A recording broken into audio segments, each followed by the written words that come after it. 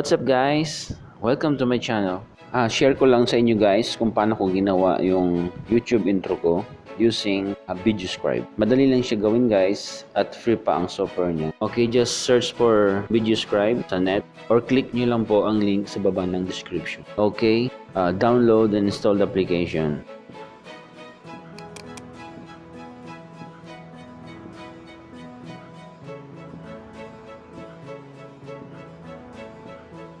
Kailangan lang natin gumawa ng account.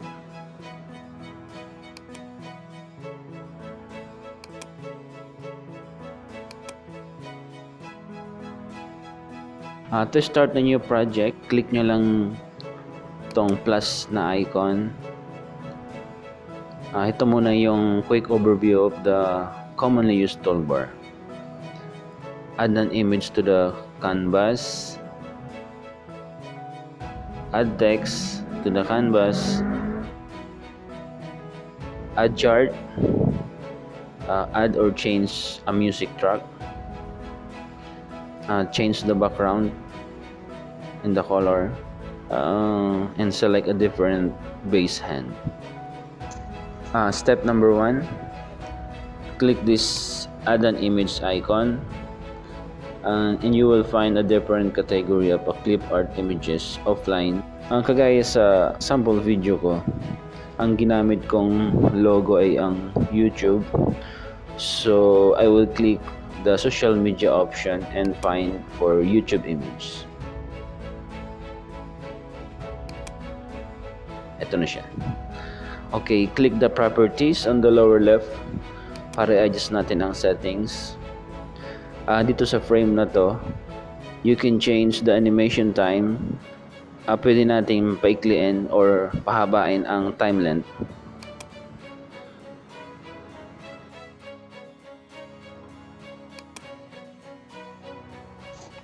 Ito ang the best part dito kasi yung base hand niya, ginuguhit niya yung form ng image, kaya mas maganda. Click here to preview.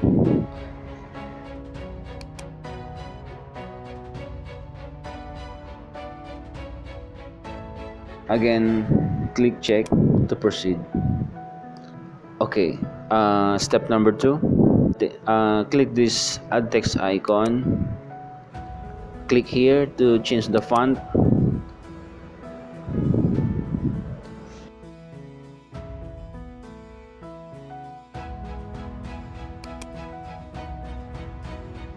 Type here the text. Okay, example natin, welcome to my channel. We can change the color by clicking this icon.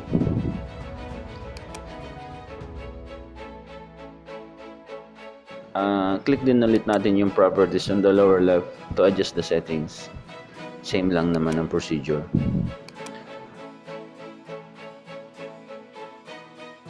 And select a different base hand.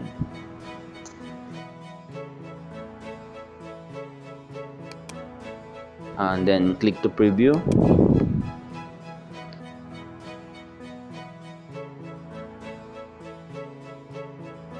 Pwede rin lagyan ng shadow ang text para mas maganda yung design. Pampaganda pa siya eh.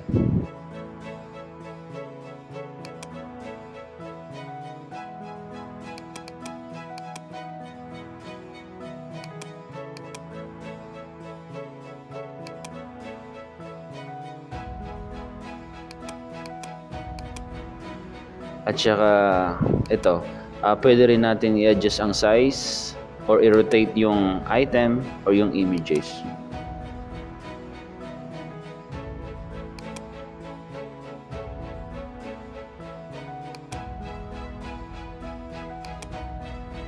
Okay, click ulit natin ang icon on adding image.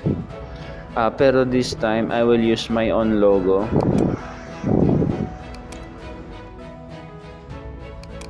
Yung YouTube logo ko.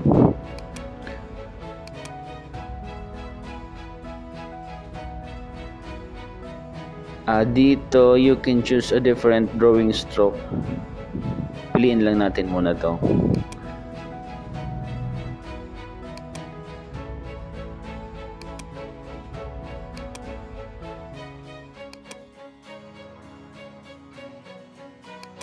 Again, same procedure on editing on the item properties.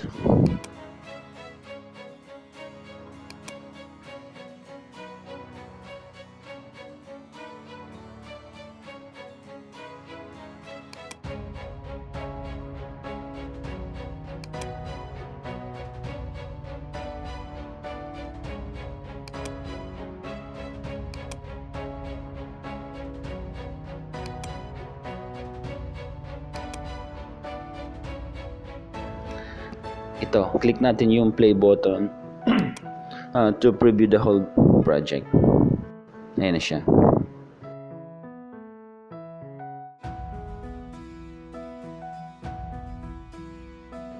Bali, kung mapapansin nyo, yung item or yung elements ay hindi nakalock sa scale or position ng canvas, kagaya ng nasa sample video sa baba, sa lower left.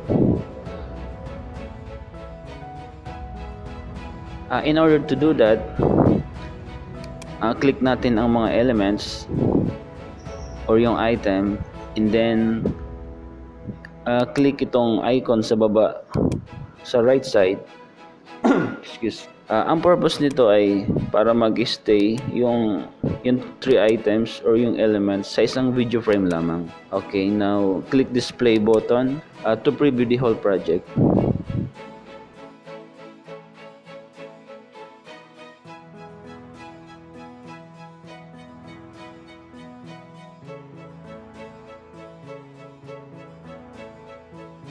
Okay, step 3. Click on add music icon. Maglalagay tayo ng music background.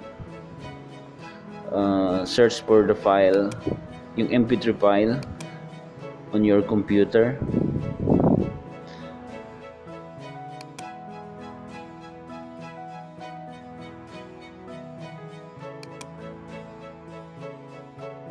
Okay, step number 4. Click on change paper texture icon.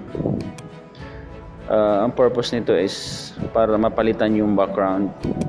Select a background color and select a background texture. Okay.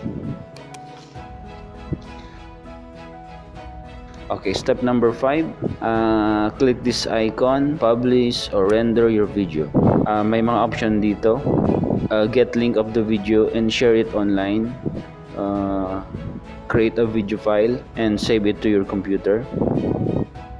Or you can send directly to your YouTube channel. Post to your Facebook account. Or even create a PowerPoint presentation. For now, let's select create a video file just to save the video to my computer for editing. Okay, we can adjust the video format, video size, frame rate,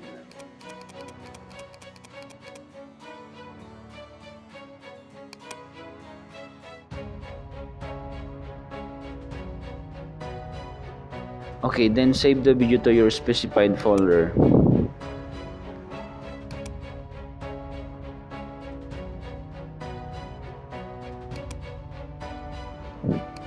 Click nyo tong check button to start the video rendering.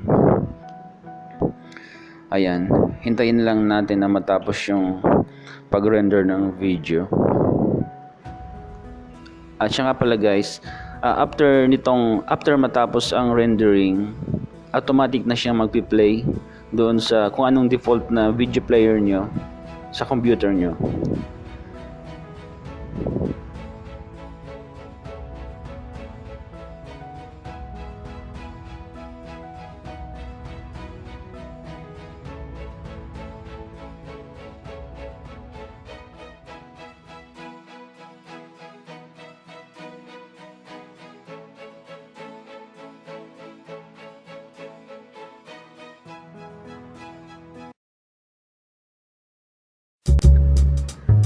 Yun, nag-play na siya. Automatic na siya nag-play.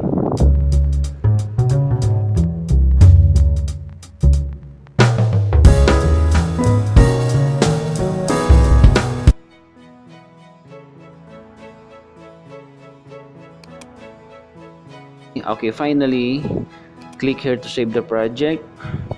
Para kung sakaling may gusto kang idagdag or edit yung project, pwede mo siyang balikan. Okay, that's all guys. Sana may natutunan kayo. If you like this tutorial, please like and share. And don't forget to subscribe and hit the bell button. Okay, salamat!